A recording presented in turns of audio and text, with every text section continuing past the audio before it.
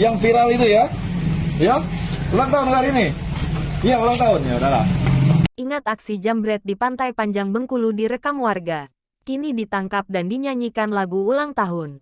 Pelaku jambret yang sempat viral di media sosial Bengkulu beberapa waktu lalu akhirnya berhasil ditangkap oleh tim Macan Kampung Polsek Kampung Melayu Kota Bengkulu.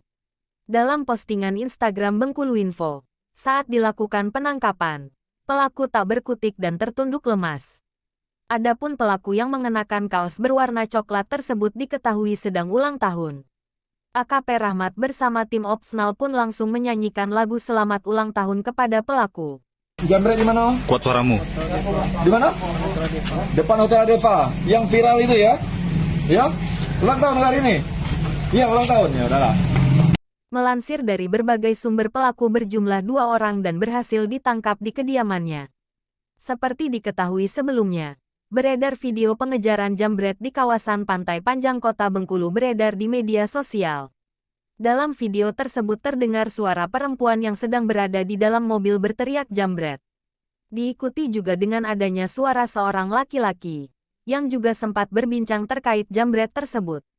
Mobil tersebut tampak sedang mengejar 2 orang pelaku yang diduga baru saja menjambret handphone seorang ibu-ibu. Tampak 2 orang yang dikejar tersebut menggunakan motor bebek merek Yamaha Vega R, dan tidak memiliki nomor plat kendaraan. Dari keterangan pembuat video, kejadian jambret tersebut terjadi di depan Hotel Adeva Pantai Panjang Kota Bengkulu. Selanjutnya mereka melaju ke arah Sport Center A Pantai Panjang menuju ke arah Grage Hotel Bengkulu. 1 orang yang membawa motor tampak menggunakan helm, sedangkan yang berboncengan memakai jaket berwarna biru dongker dan tidak mengenakan helm. Atas kejadian tersebut, tribunbengkulu.com sempat mengkonfirmasi terkait kejadian tersebut ke Polsek Ratu Samban. Kapolsek Ratu Samban, Kompol Franky Marius Manik membenarkan adanya kejadian penjambretan tersebut. Namun setelah dicari tahu, ternyata TKP penjambretan ada di depan Hotel Adeva Pantai Panjang Bengkulu.